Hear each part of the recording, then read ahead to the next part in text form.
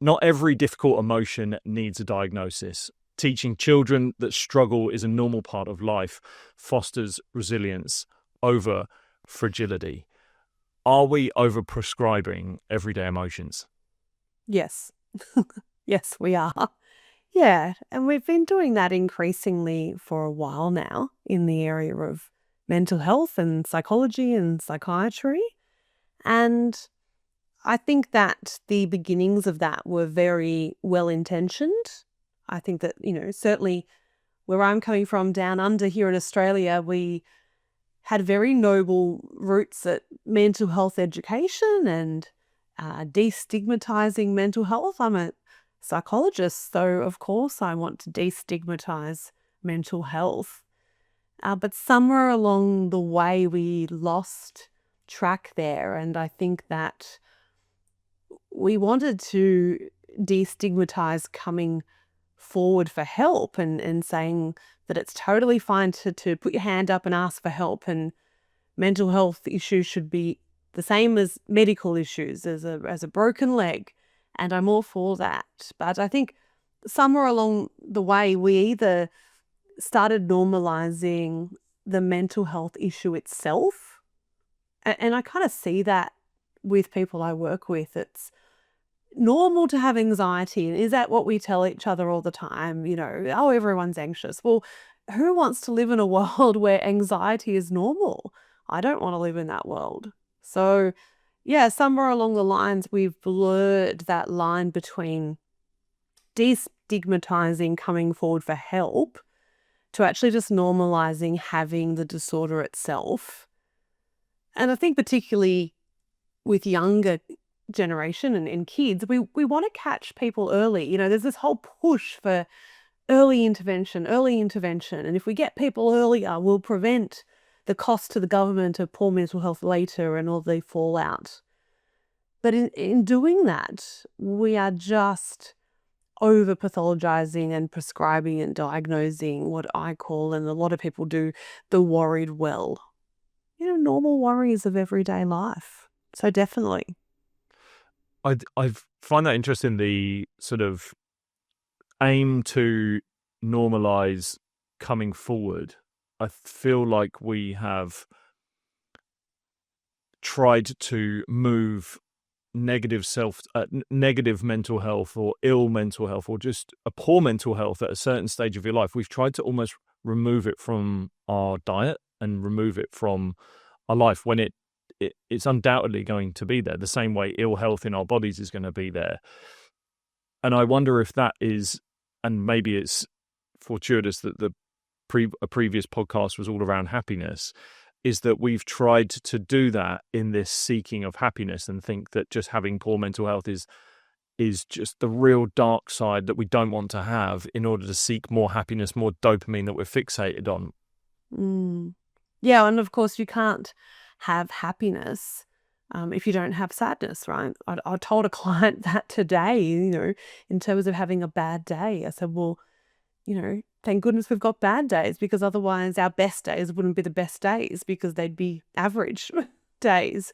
So as far as comparison goes, we've got to have the yin and the yang and the sadness as well. But yeah, I think particularly I've been very critical about mental health education, even in itself, and the language that's now given to kids, but just generally everyone these days. Everyone seems to know the symptoms of anxiety or depression or ADHD. People can rattle them off because they're on TikTok and they're on Instagram and it's out there. So it's no longer just the language of the doctor or the clinician as it used to be. And there are benefits to that. But if we start teaching people that, if you're feeling lethargic and sad and don't want to do your normal activities, and, you list these symptoms, which we all have some days, hey, this equals a clinical disorder. People start self-diagnosing, and there's lots of evidence, of course, that once you diagnose someone, whether it's a self-diagnosis or even a psychologist says, yes, you have clinical depression, the research shows that if that's the belief of your brain, you are a depressed person, your symptoms will only increase. So you'll only move towards that diagnosis and those symptoms will only get worse. And that's pretty, accepted in psychology circles because we know the power of self-talk, right? So we know that what we say to ourselves forms beliefs, and our beliefs then shape and influence our behavior. So if we're walking around telling ourselves and others that I have anxiety, I have depression, and it becomes an identity for us, the brain doesn't like incongruence, right? So the brain is told you have anxiety, and so then it will seek out ways to confirm that you're correct. And so diagnoses in themselves are problematic, I think, no matter how badly we're struggling. It can be validating for some. It can, of course, access healthcare and funding for some. But there's a lot of negative side effects of diagnosis. And once we start slapping that diagnosis on anyone who's had, a week of worrying about some exams, we're in big trouble.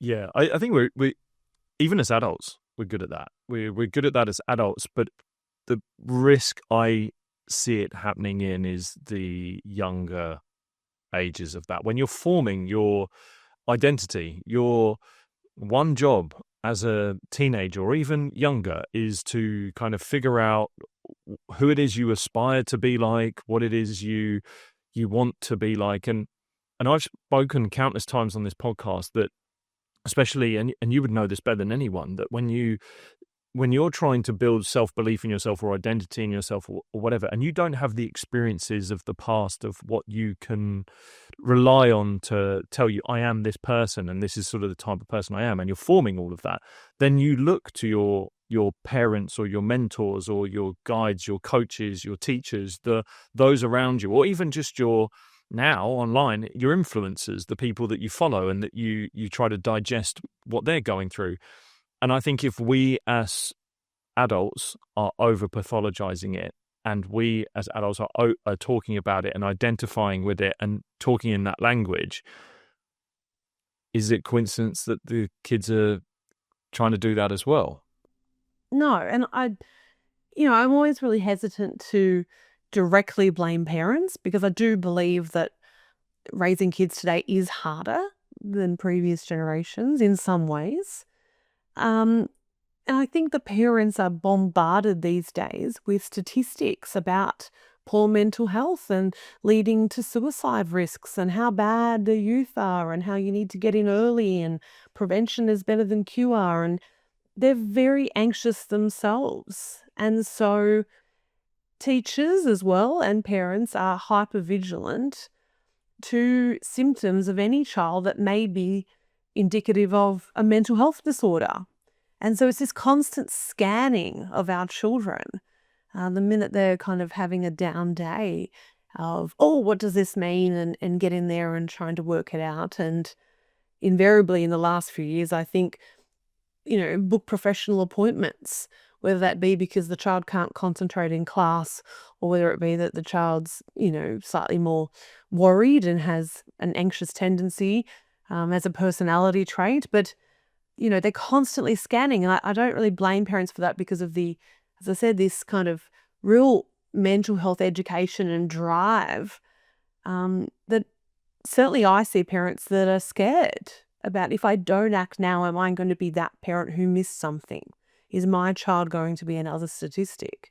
But in doing that, they are rushing in and trying to solve problems and trying to soothe and coming back to the happiness, trying to remove any distress from their child's life. And I always say, your job as a parent is you've got 18 years to turn out a fully functioning adult in the world. Now, I don't know about over where you are, but in Australia, a lot of kids hang on to home a lot later than 18 years of age. But let's just say 18 years of age is a lot longer than most mammals have, right? They churn them out a lot quicker than that. So you've got 18 years. And so your job as a parent is to replicate how the real world works in the scale and comfort and security of your household. And so I often say when parents think, how should I deal with this problem?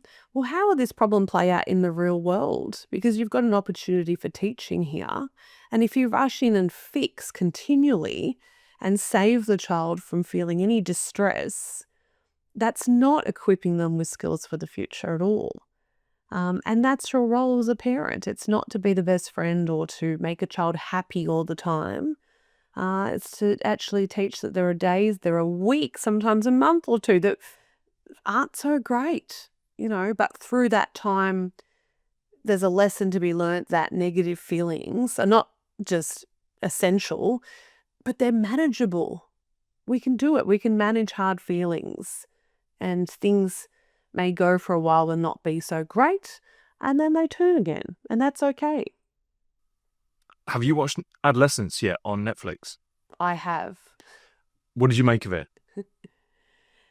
Yeah, I really was gripped like most people. I think I binged it in one go. I think it sends some really great messages to parents about conversation starters and letting them know about just what may be going on in teens' bedrooms. And I think a lot of parents are, oh, yeah, I should get to that. I should check about what they're watching. I've heard, have a look at their social media. I've heard to get them out of the bedroom.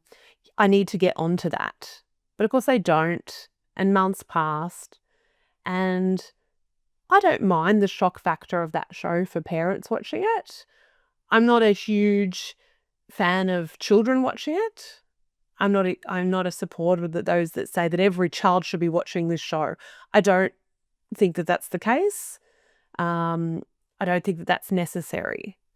But I'm not opposed to the shock value that it gives parents, particularly of teenage boys, to have a look at what's going on. Yeah, it was only just because of, as you were speaking through that last bit, I thought about the messages that we're sending out are all about the dangers of, if your child has poor mental health, it's going to lead. They're going to become a statistic. They're going to lead to one of the suicide statistics that are out there. And all of the rhetoric is around this fear mongering of when someone has poor mental health, that it's just almost like you're just going to go into that cycle, and that's where you're heading. And I wonder if we are just sensationalizing that more and more and more, and not aiming towards aspiration. So rather than prevention, aim towards aspiration. And I have found really, and I sort of really thank Jordan Peterson's early work on this, is when he was talking a lot around encouraging young men and really looking to improve yourself and your world around you and take it step by step. And one of the things he says in a speech that he had is just never underestimate the power of an encouraging word. And for me, just the young people I work with and see and interact with, just saying something to aspire them to be that can change everything. And I think we've forgotten that, because it's more, don't be this and run away from this so that you don't have this, rather than what about being this and look what you can gain from getting that. And I think that I love Jordan Peterson's work, particularly with men. And I think that feeds into a mentality I think the Western world has gotten into, which is talked about ad nauseum, but the victim mentality of, and the collective and the poor me and what can others do for me and what can I get from others. Yes, rather than I like to instill in young people that they have every single opportunity at their feet to invent, become, be whoever they want to be. And particularly for young people, it's astonishing that, when it comes to children, we know more about child development, neuropsychology, parenting than any other time before in history. And yet I say that our young children are the most demanding, anxious, uptight, clingy, poorly behaved children in history. That's a big call, but I think that that's true. And yes, I think part of it is about going back to individual responsibility and aspiration. And you might know Catherine Burblesing, and I interviewed Catherine on my own podcast. And what I love about her work is that she sometimes controversially says that she will not make accommodations for anyone, for any child. And it doesn't matter what background they come from. And of course, here in Australia, we have accommodations for almost anything. If you have some type of so-called small t trauma in your background, if you come from a disadvantaged background, if you come from an Indigenous Australian background, the expectations on you of your behaviour and your academic output are grossly lowered, right? Because, we can't expect that much of that child. And we think that we're being kind to them, but we're not being kind at all. And in fact, she has shown that if you raise the bar and you keep the bar high and you let that child know by doing that, that you believe that they can get there. You're not doing it out of cruelty. You're doing it because you're telling the child, you can do that. And because you can do it, I expect that of you. That is in fact being kind.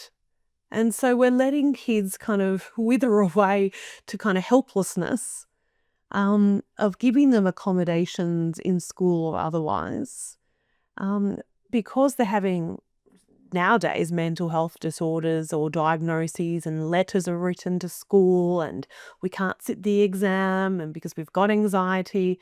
And gosh, there's more kids not sitting the exam these days than are sitting the exam.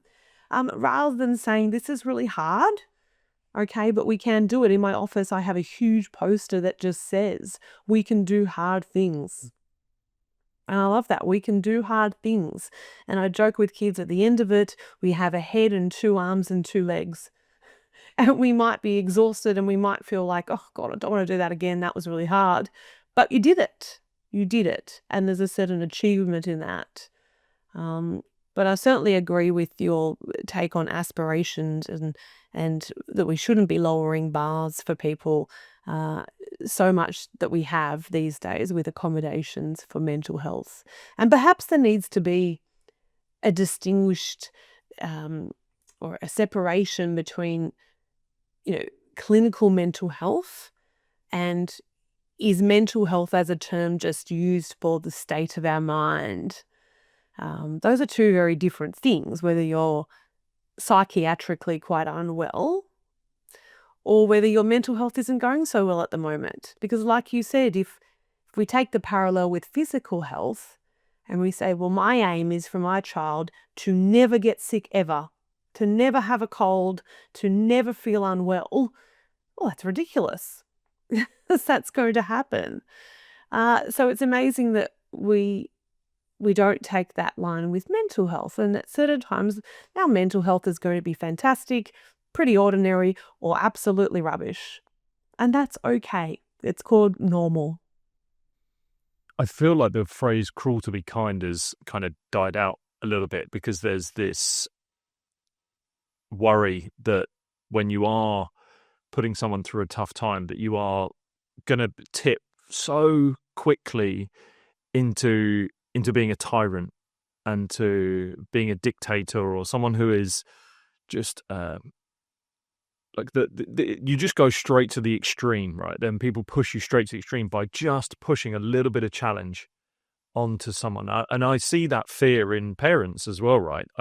You see that fear of being known as, if I can't be strict, or I can't have rules because then I'm that parent, or I'm doing it that way, and that's could get me socially cancelled. It might not get me publicly cancelled, but it might get me sort of even micro cancelled in my friendship group and my local community.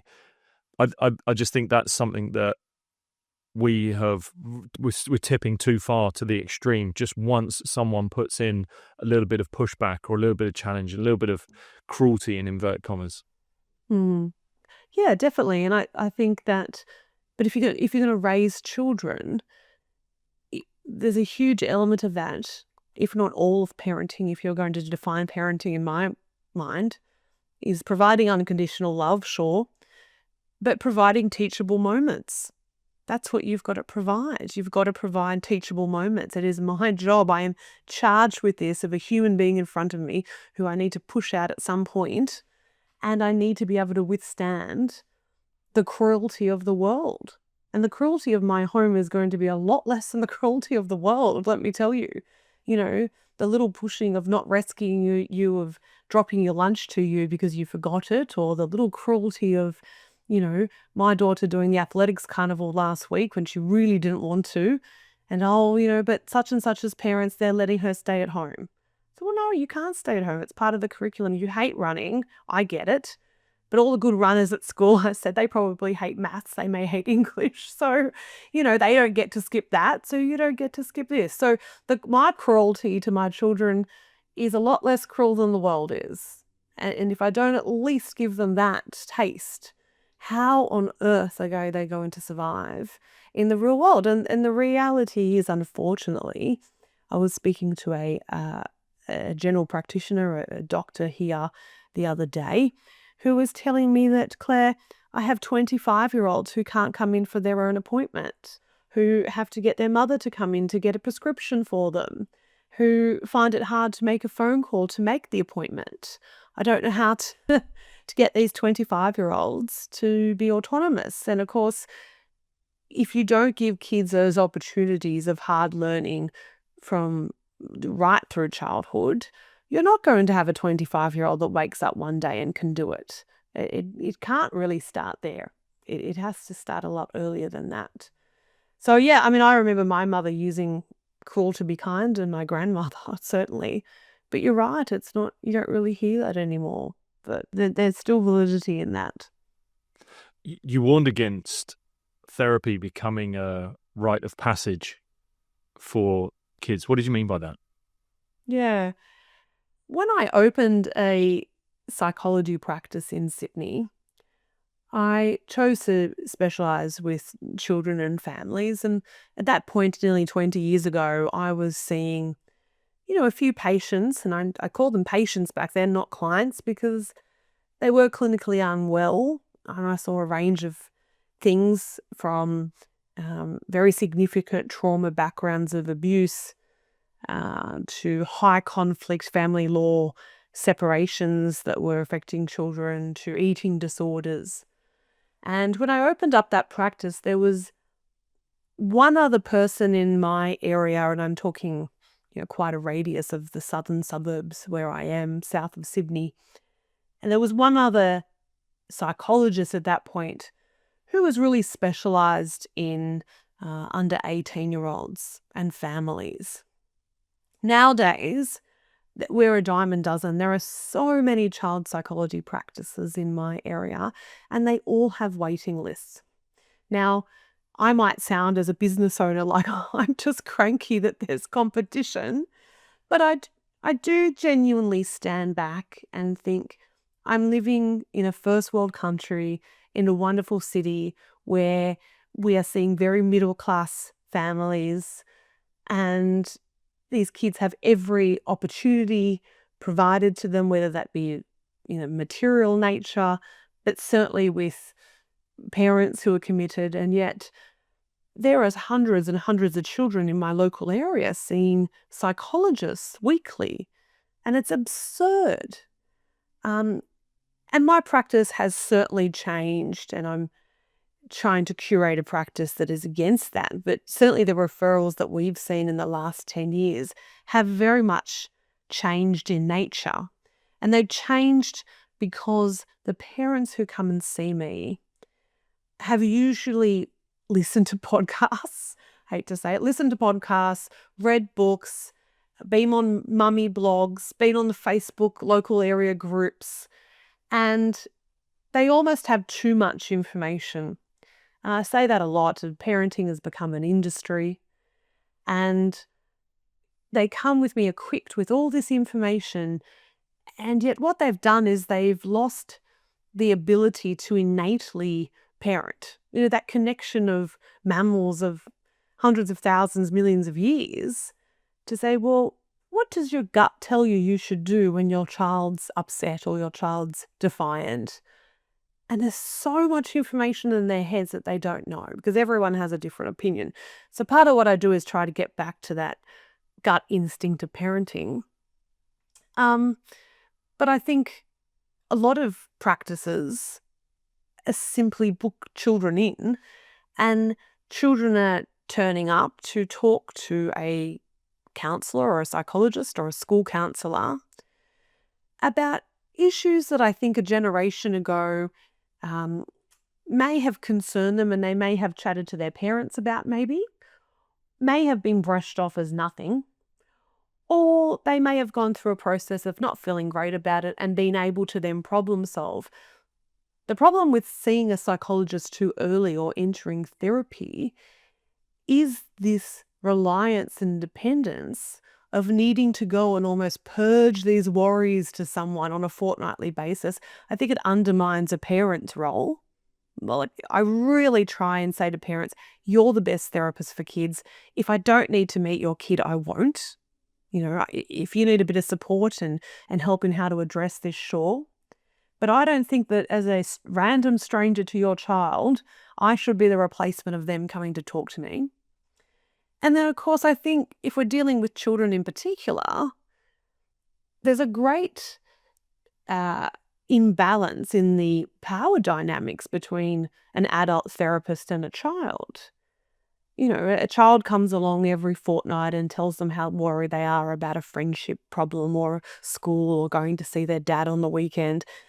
And that therapist holds a lot of power with a subtle nod or a suggestive questioning to reinforce problems.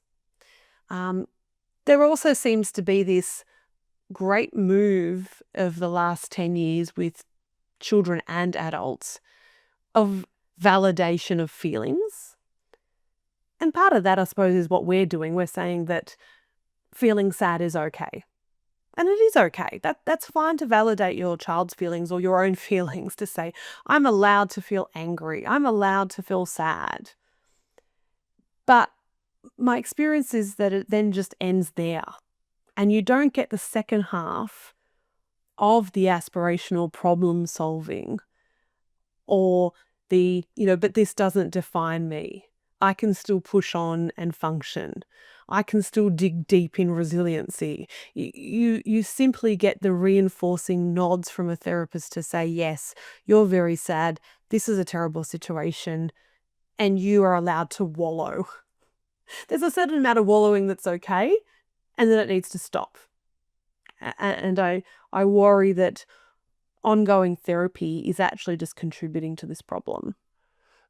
I liken it a little bit to sport, because one, it's really simple for me to do that, and so I'm riddled with analogies that I can go to, and it'll be this might land well for you because you have background in sports psychology, but I think of it as if you've got a young athlete and they've got an issue with a game or something they need to develop as a skill set in order to perform better on the field.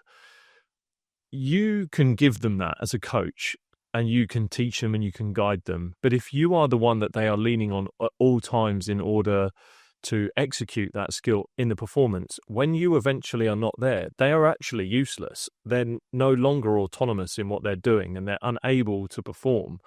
And I kind of feel like we're doing that in the early situation with therapy, that these kids are, I feel, going to grow up, again, identifying it, and we've spoken about that, identifying that I am an anxious person, I need therapy, I need to do this, rather than allowing them to have that experience themselves, figure it out, be autonomous, and then possibly have the guidance later on once they've developed something, rather than kind of needing to, I can't do this unless I've spoken to my therapist, I can't do this unless I've spoken. And again, I kind of even liken it to people that I meet who sort of are so rigid in their, I guess, meditation practice that it's like, I have to do it at 6:30 every morning. And it's like, okay, well, what happens if fire alarm goes off, or a loved one calls you and needs you early on in the next morning and you need to do that, are you going to turn them down and you're going to be a non-functioning human being? No, you can move it, you can address it. So it's kind of this development of themselves and the need to rely on someone else in order to function. And that's, as a sidestep, why I'm worried about AI therapy, because AI therapy is sold to people as therapist in your pocket, right? On an app, in between your sessions, you can get advice and reassurance 24/7.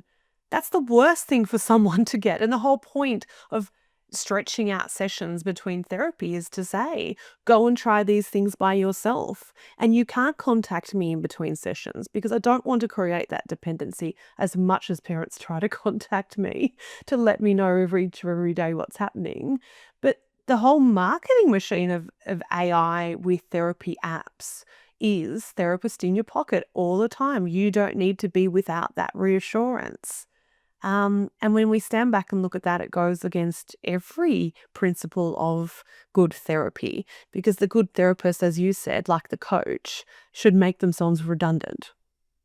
And I wonder as well whether it's parents who have gone through therapy and have had good experiences have then gone, well, my kid needs this, my kid needs to have this. And I've had therapy over the last 2 years, but I never went into it thinking I need to rely on this person. Nor do I want to rely on this person, because that is a human being that has their own life that could potentially walk on and go, or God forbid something tragic happened to them.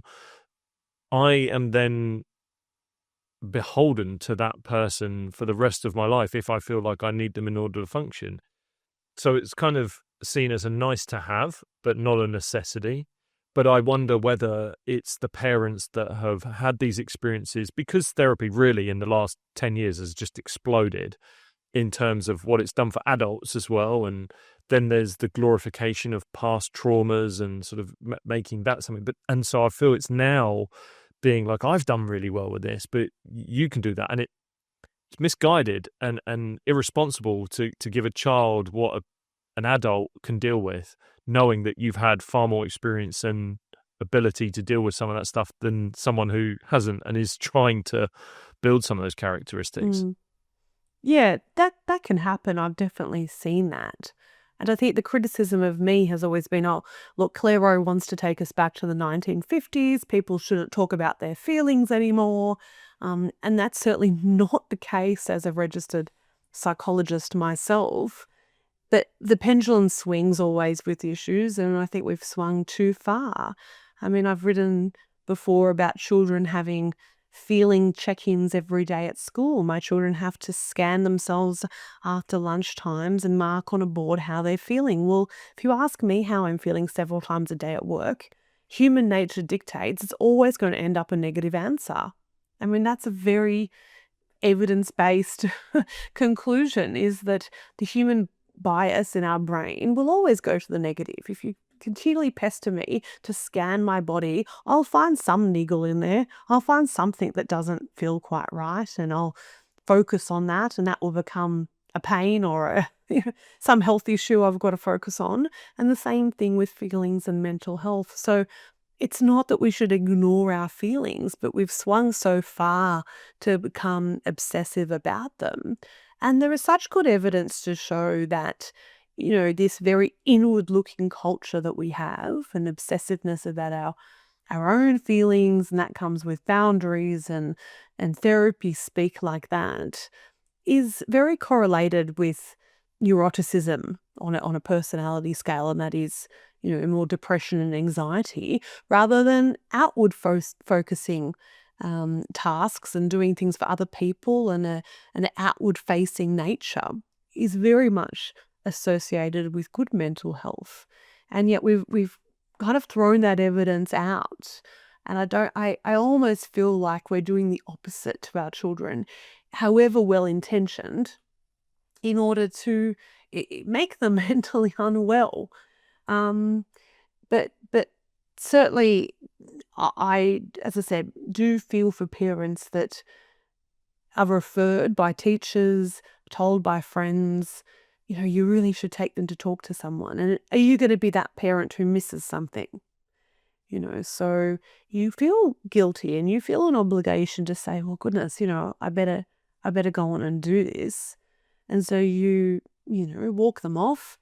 And before you know it, your child's in by themselves at 8 years old, drawing pictures with a psychologist who certainly in this country tend to be younger females, and, children have a very good sense of people pleasing and saying what's needed. But children in therapy are not driving the therapy process. So you might go to your own therapist as an adult and direct them in terms of your goals and when you want to stop, and correct them when they've got something wrong. And, oh no, I don't really want to go down that path. Children aren't like that.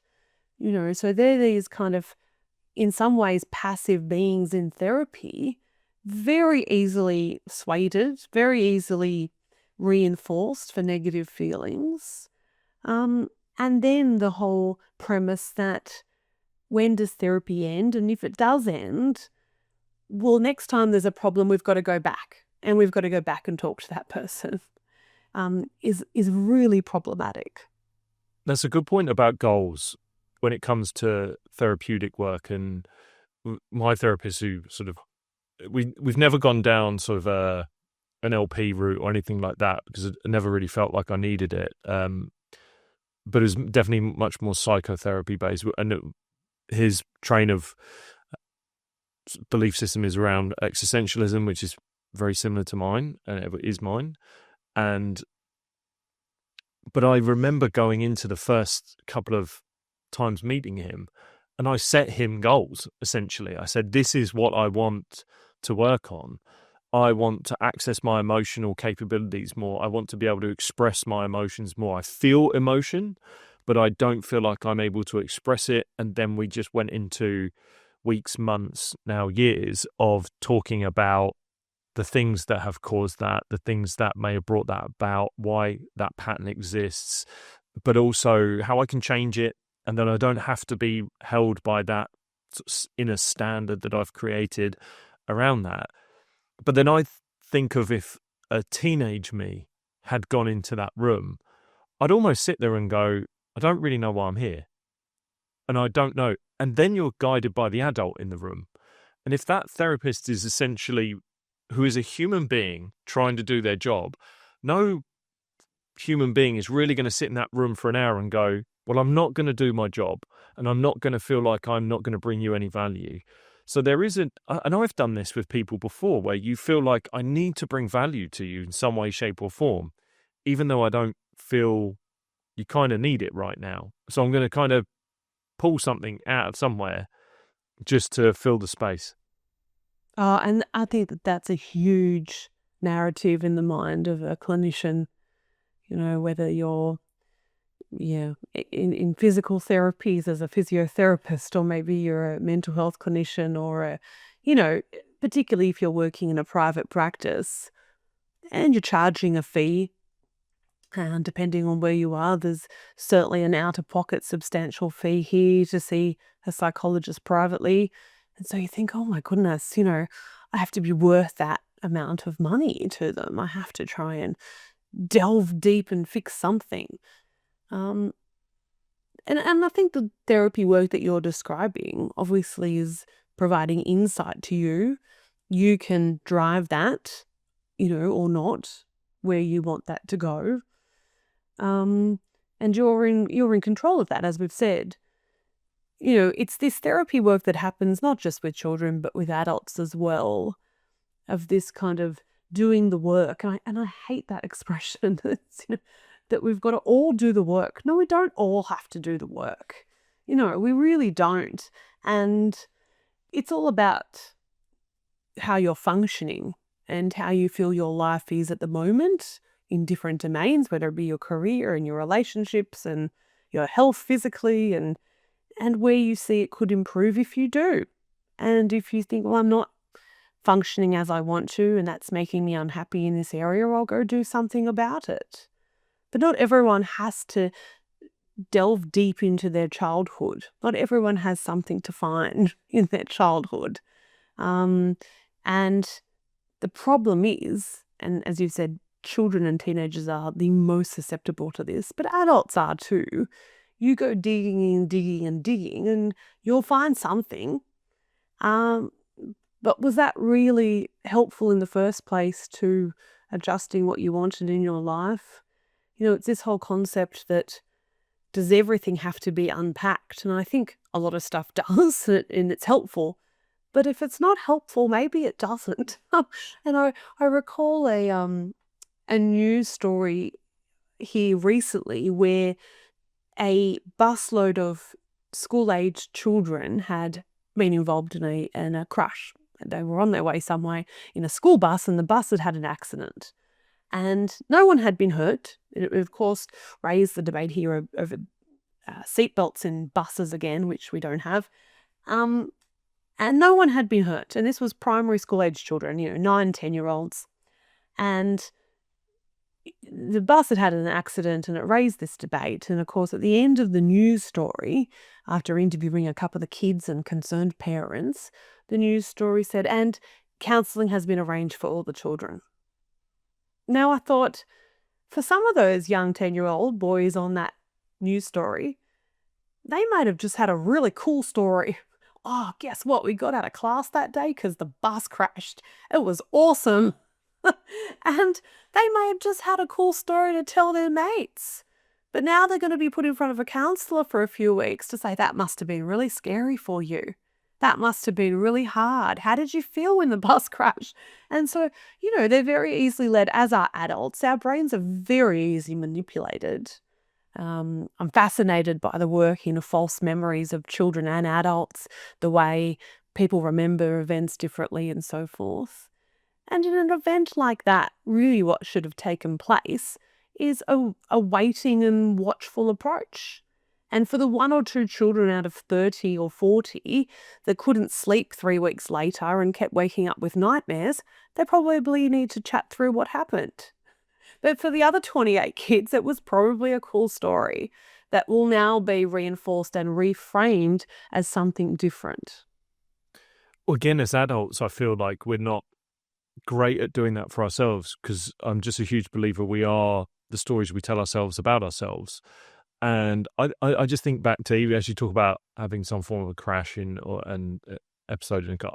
I rolled a car before. I'd rolled one of my cars, and luckily I didn't have any injuries. I actually went back to training the next day. And I think back to that, and it was a wild moment in my life, that just split second that happened. But if I'd had counselling at, I think I was 25 when it happened, I could probably lean on that and be some form of victim and some form of person who has gone through this traumatic experience, and I'm going to carry it through with me wherever I go, and I'm not going to step into a car, or I'm not going to purchase a car of that colour again because it might just trigger me. No, it was just something that happened to me, and I pretty much dusted myself off the next day. And even now, when I talk about experiences I've had in professional sport, or even my journey into professional sport, it's so funny how some people sometimes talk to you and want to place the emotional experience on you almost traumatically and go, oh, it must have been so crazy going through that, and it must have been such an emotional roller coaster. And you go, no, because at the moment I was just trying to do the next day or go to the next thing, and you're not really thinking about that. And I now have had all of this, again, therapy to reflect on what it meant. But I've been very fortunate that luckily the therapist I have is a deep understanding of sport, and definitely a deep understanding of what it means to be both a vulnerable and strong man. And I'm very fortunate to have the therapist I have. And he's been brilliant at being able to pull out the strong resources that I gained from all of these experiences, going, that's tough and that's challenging and that sucks. But life is chaotic, life is that, and life is unfair. And look what you've gained from it. And I wonder if we as a community probably owe a service to young people to be able to do that more often, not it just be siloed to a clinician, to be thinking more about how do we speak positively of the experiences that these people, young people especially, are having, but even ourselves, to say like, okay, I went through this traumatic experience, but what did I gain from it, rather than what has it caused for me? What person have I become because of it? Yeah, definitely. I think that we used to speak in that way in terms of complimenting or admiring grit and hard work. And these days, we have words like burnout and self-care that have been hijacked because, of course, they're legitimate words in their meanings. But that's when I referenced earlier therapy speak, and therapy language and words like that have completely been weaponized and misused in order to lower the bar and accommodate and say, poor me.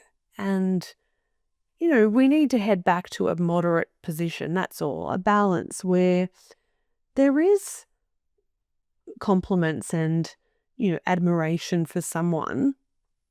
For example, even that one that doesn't go through a traumatic event, but just for working hard, and they're exhausted, but they've worked really hard towards a goal.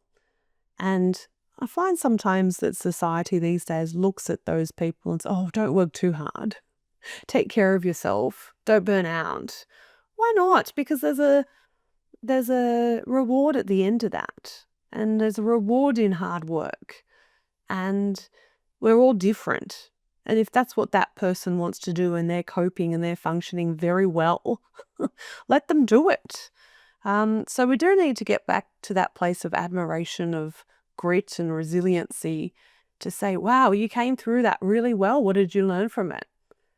Yes, rather than the flip side of that was a really hard experience for you.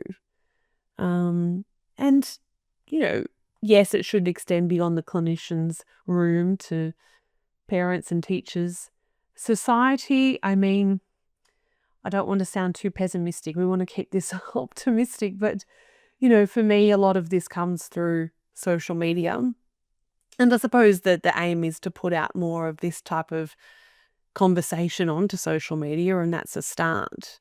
But of course, social media in the last 5 years alone has completely skilled people up, if I can use those words, but, in the language of diagnosis. There was a generation ago, they may have heard of diagnoses such as narcissistic personality disorder. But nowadays, anyone that they don't get on with is a narcissist. Because, or anyone that disagrees with them, this is the one I hate, anyone who disagrees with you or remembers and recalls events differently to you is gaslighting you, apparently. And that's not the clinical definition of gaslighting. And the word triggering and toxic and, it's all these words that are out there on, TikTok that then has filtered through to the everyday language in the street between people. And they use those words to avoid hard situations. Suddenly, I can't do that because I'm triggered and I need to put boundaries in place. And they think that that is actually protecting their mental health and creating, a happier existence or resiliency, when in fact it's doing the complete opposite. You're actually just hiding away from tough situations that are good for you. And so we need to override somehow and get rid of these terms that I can't see him because he's a narcissist and he triggers me, so I'm going to put a boundary in place so that his toxicity is not in my life. I mean, it's like, how many times have I seen that, heard that? Rather than stop outwardly blaming other people for your, struggles there and face them head on, and don't use this therapy speak of boundaries and, protection of oneself as a good thing. And I know that's very confronting for people to hear sometimes. My therapist has told me to put in boundaries. And of course, it's situation dependent.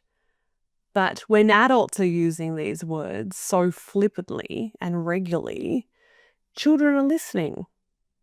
And they're seeing adults avoid tough situations rather than modeling to our children that I really don't want to do this thing today at work.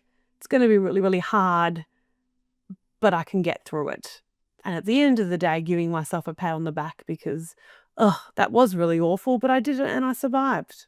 And if I need to do it again, I know I can. Yeah, so I guess as we transition to like, where do we go from here? My thinking is with the amount of people that are out there that are talking about how challenging and how they're leaning on their mental health maybe a little bit too much right now, and we're seeing this rise in therapy speak and, as you mentioned, over pathologizing anxiety. I just think of the opportunity that's there.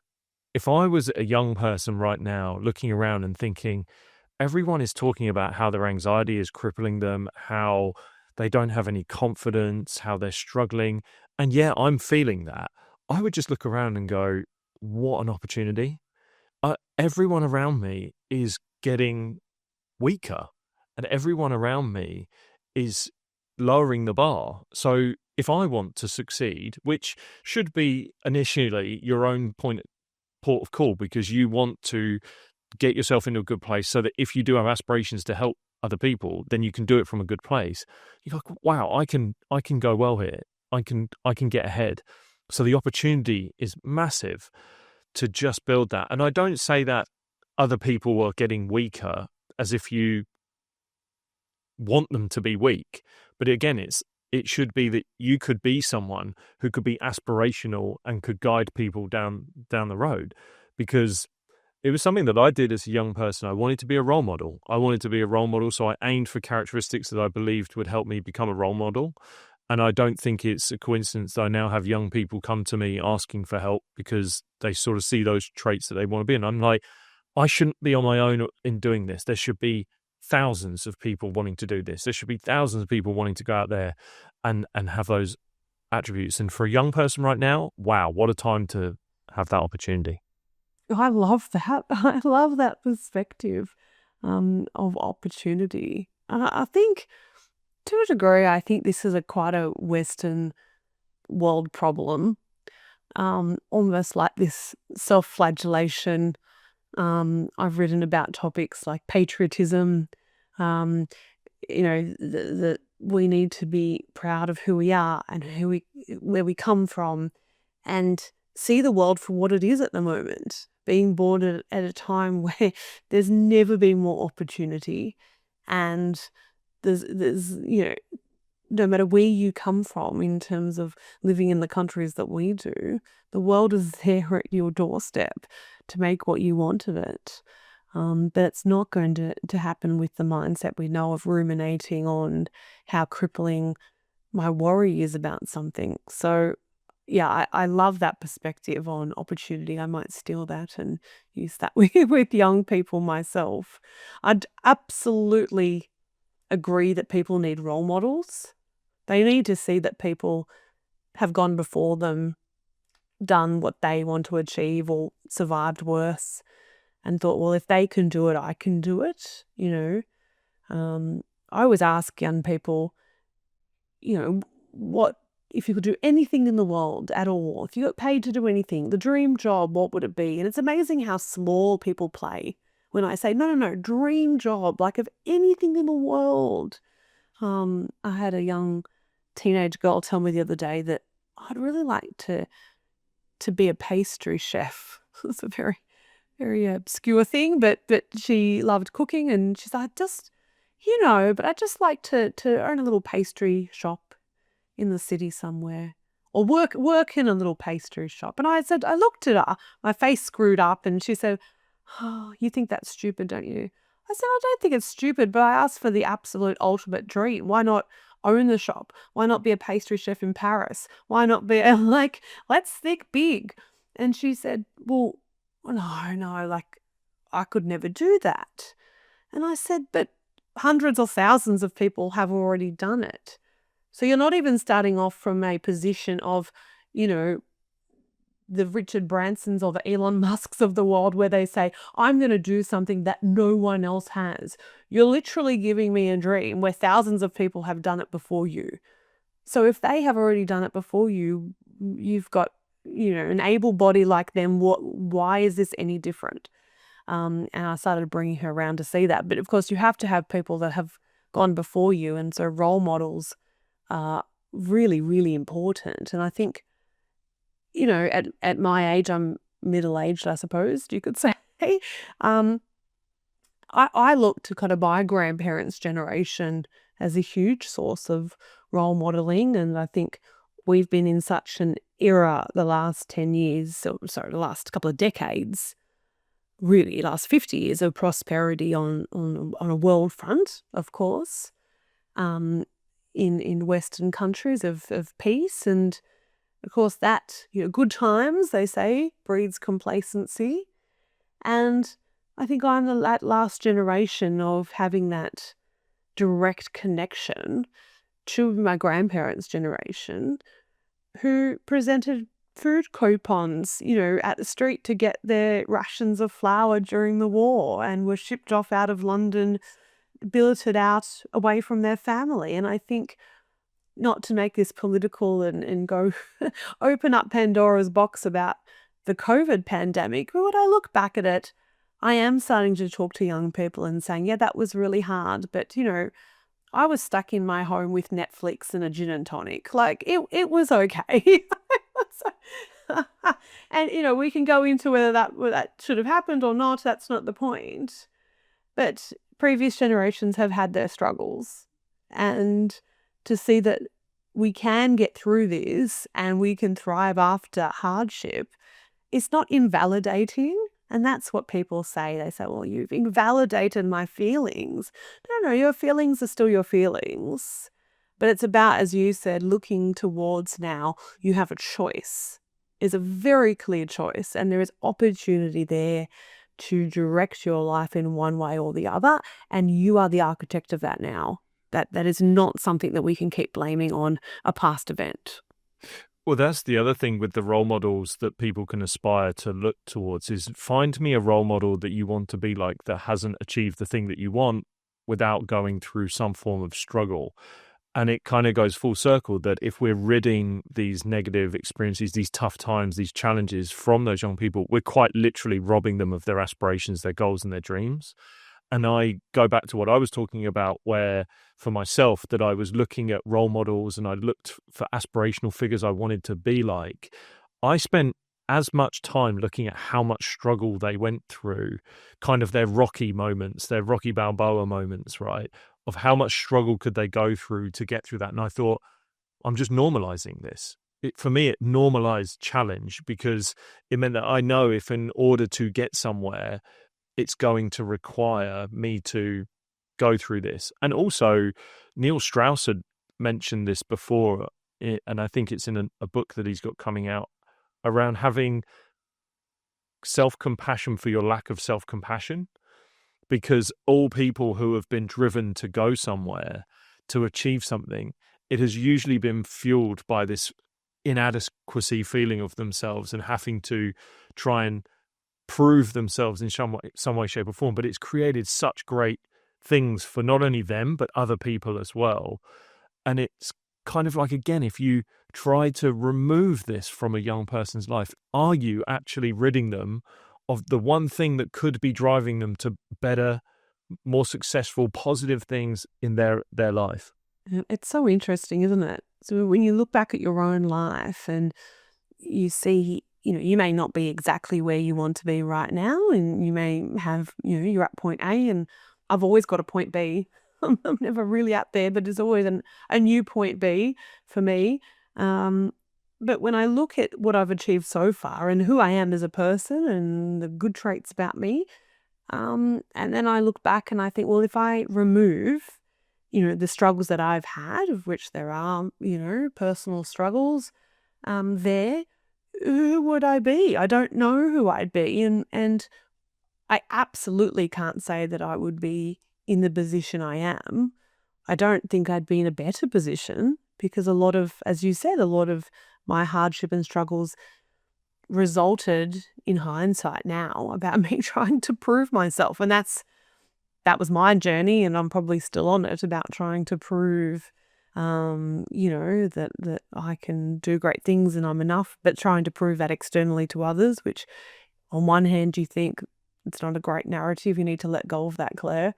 But on the other hand has been the driving force and has now pushed me to where I am. So yeah, you can't possibly look at someone's life and remove events without disrupting, the ripple of time of where they are now. And I think it's very unlikely and hard that you would find, one of the great entrepreneurial, successful people of the world without looking at their history and seeing a struggle, because, as I said here, good times don't necessarily drive people.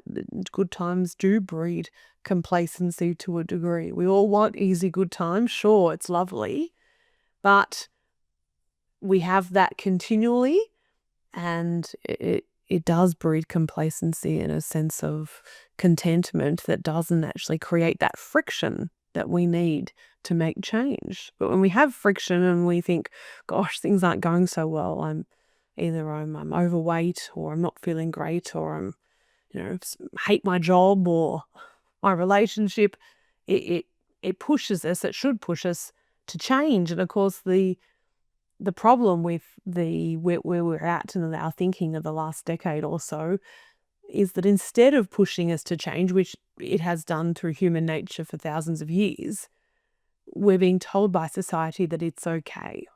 It's okay to be mediocre, or it's okay to not be content, because that's life. None of us are really content, are we? It's just this continual placating of us to say that that's okay. And to a degree, I certainly see it in our culture, coming back to that tall poppy syndrome of those who do work hard and grind and, put in that effort, and are suddenly met with this concern of, you want to take care of yourself. What does that mean? Taking care of myself may mean for me being the best version that I can be of myself. That is taking care of myself. That is what provides me with joy and motivation. And so we need to be also careful when we see people who are willing to not dwell on the negative events they've had. That doesn't automatically mean that they're shutting down feelings. Because that's what people are met with these days, is that, oh goodness, we need to make them talk. I need to make them talk about that event. And for some people they need to, and for others they don't need to. And it depends what stage of the life you're at as well. Certainly for a child, I would argue that there's so much to do developmentally that if adverse events happen to them, for example, a parent's divorce. Now, parents come along preempting issues and they book them in for therapy with me. And look, we're separating next week, so we just want a couple of appointments for the children to preempt that they're going to struggle. Sometimes, developmentally and otherwise, it is the best thing for that child to put that issue in a box for now, close the box, get on with developing their teen relationships, which of course are vitally important for them at that stage of their life. And that box might get reopened in their 20s to deal with it. Sometimes it's not the right time. Sometimes it will never be reopened. And that's okay for some people. So we need to stop that judgment that everyone needs to talk all the time. And especially, I think, the movement towards just doing something.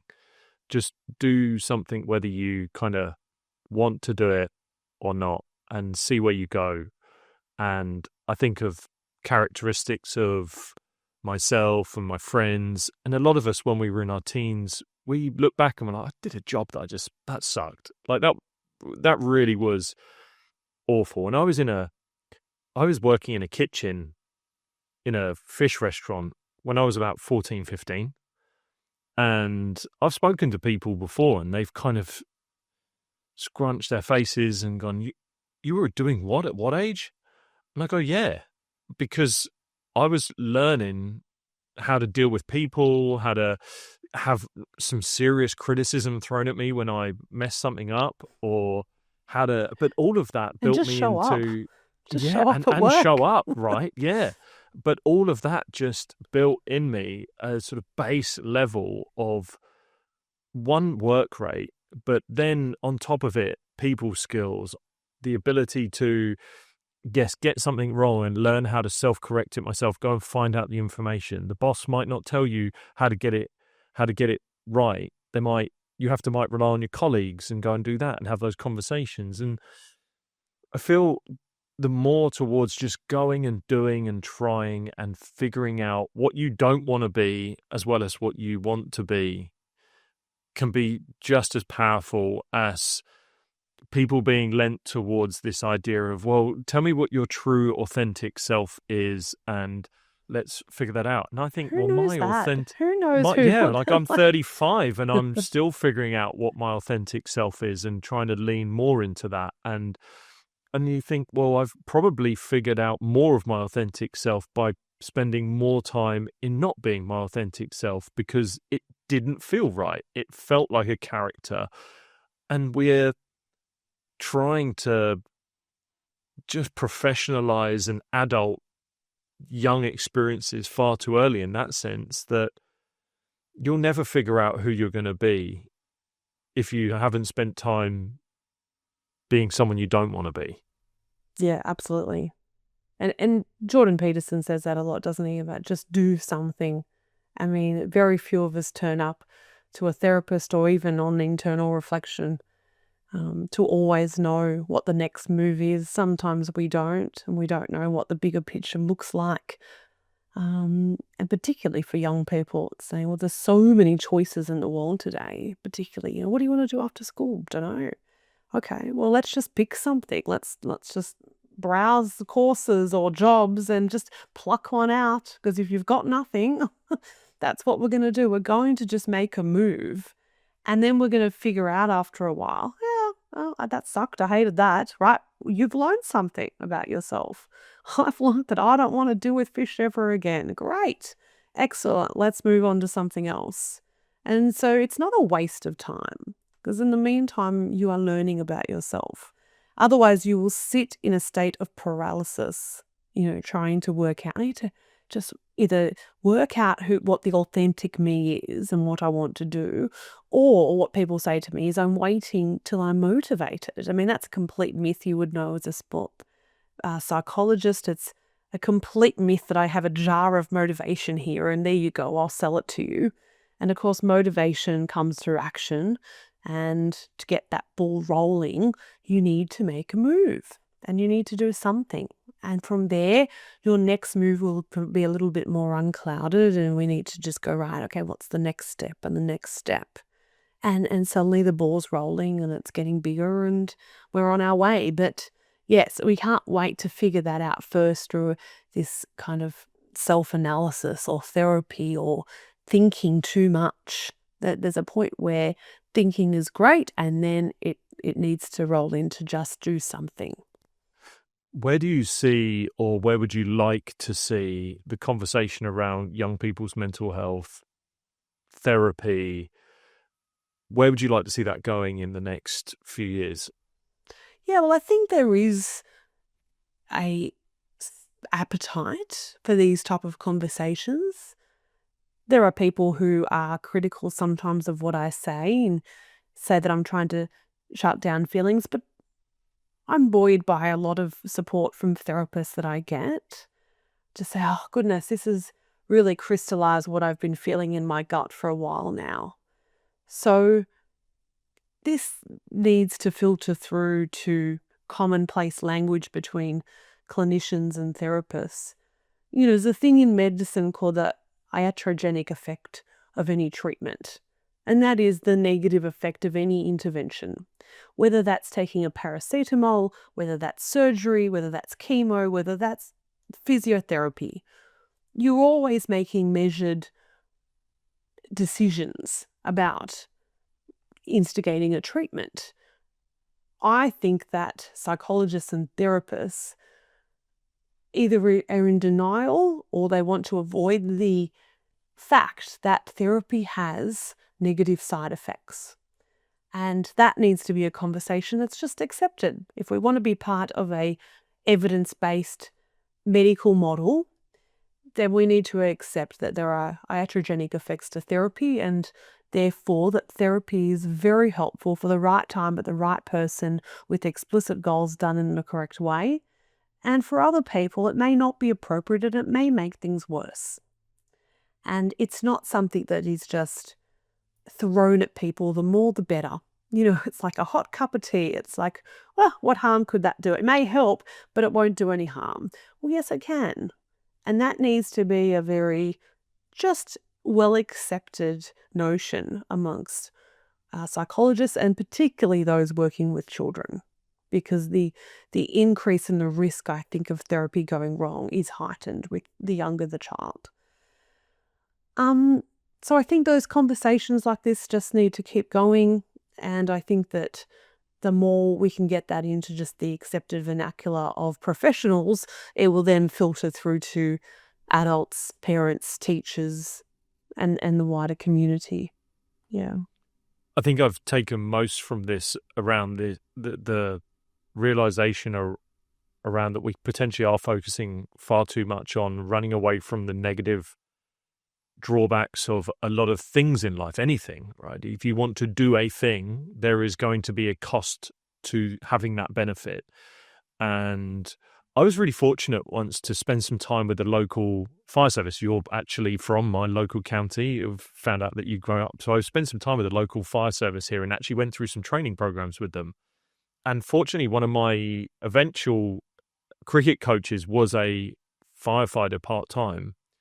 And he told me constantly about this cost-benefit analysis that they do frequently. And it's not just siloed to the fire service, but it will be in the military, it'll probably be in the police, it'll be in all sort of service that are on task at a certain time. And the costs to some of the benefits that they had to do when going into a burning building, you're talking about life or death decisions. And I think we've forgotten that there is a drawback when you're going after something. And I then move it into something a little softer, which is professional sport, but it's still pretty intense. Is that if I want to achieve a professional sport level of achievement, or I want to become an entrepreneur and I want to own a business, or I want to be a director in a business and I want to work my way up that is going to cost you something. It is going to cost you something to do something, to put your head above the parapet and to be slightly different than everyone else. It is going to cost you something. And if you are unwilling to pay that cost, then you are not willing to take the benefit. And so I feel we're spending so much time running away from that cost that we're then confused as to why we're not getting the benefit, why we're not getting the outcomes that we want. And why am I still so unhappy? Why am I so unhappy? Because I've been running away from the negative things in my life. Why am I so on? Because you haven't built the benefit of being able to deal with what it is that is going on with you, because you haven't spent time paying that cost. And I think that's the thing that for me is where I hope we can go with that conversation, is aspire to be someone that wants to be able to take on that opportunity, that cost, that drawback, that challenge, and really promote those people. Just bring back talking about role models like that are ones that we really want to aspire to be like. Yeah. And just honesty with oneself. Because if you're looking at that cost benefit analysis, and as you said, we're not prepared for the cost, we want to still work the minimal hours we can. We don't want to get out of bed that hour earlier, or it's just too hard. So we want that kind of cushiness. But then we're kind of worried or we're upset or disappointed we don't have the benefit. That's fine. That may not be a cost that you're willing to make. But be honest with yourself. Don't then get frustrated that you don't have the benefit and look externally to blame others for that, or soothe oneself with a different narrative that the world is somehow geared against you, because it's not. And I like what you said before, which was very quickly you mentioned that life is unfair. I think that is also a confronting statement for some. And I tell that regularly to young people, when they come in, they say, that's not fair. I said, no, it's never fair. That's not the rules of life. You're dealt cards, that's the cards you're dealt. How are you going to turn them into something great now if that's what you want to do? Because that's your choice. And I agree with you. I think we need to flip the switch and look to promote, admire, and talk about people that have come from that adversity and used it as a platform to, bounce forward from it, not sit and dwell. I also thought about what you were saying with therapists and the worry about the negative implications of therapy. And for me, my mind went to what I do with young athletes who want to be pros is I very early on lay out to them, this is what it's going to look like, and this is what it's going to cost you. This is the price of the ticket for entry, essentially. And you say this is going to cost you some evenings. It's going to cost you probably your body in terms of what you're going to do damage-wise, and it's going to cost you stress and mental health issues along the way. But you will gain this, you will get this, and you will be a resilient person. You will be someone who can overcome challenge. You'll be hardworking. You'll be driven. You'll be admirable. You'll be ambitious. All of these things that they want. You'll also build amazing relationships. You'll have values. You'll have behaviors that will set you apart from others in other areas of your life. And you say, but the cost is this. And now, do you want to still walk forward? And you leave them that choice. And I think in therapy, I wonder if we can do something similar, is that, okay, we're going to do something here, and this is what it's going to cost you, and this is what it could end up being like, and I need to warn you about that. Absolutely. And that's all about getting enthusiastic, informed consent, I think.